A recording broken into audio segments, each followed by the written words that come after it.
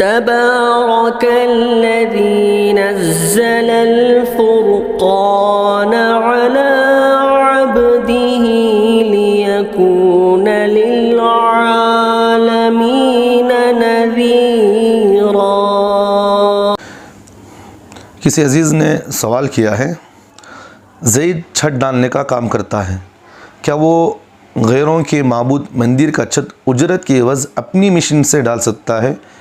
جواب دیں، نوازش ہوگی۔ دیکھیے، ایک اصولی بات یہ ذہن میں رکھے، اگر کوئی مسلمان کسی غیر مسلم کے مندر کا کام ہو یا گرجا گھر، کرسچنوں کے جو گرجا گھر ہوتے ہیں، وہاں اگر اس طرح کا کام ہو، وہاں صرف وہ تعمیری کام کرتا ہے تو تعمیری کام کی اجرت وہ لے سکتا ہے، کوئی بات نہیں۔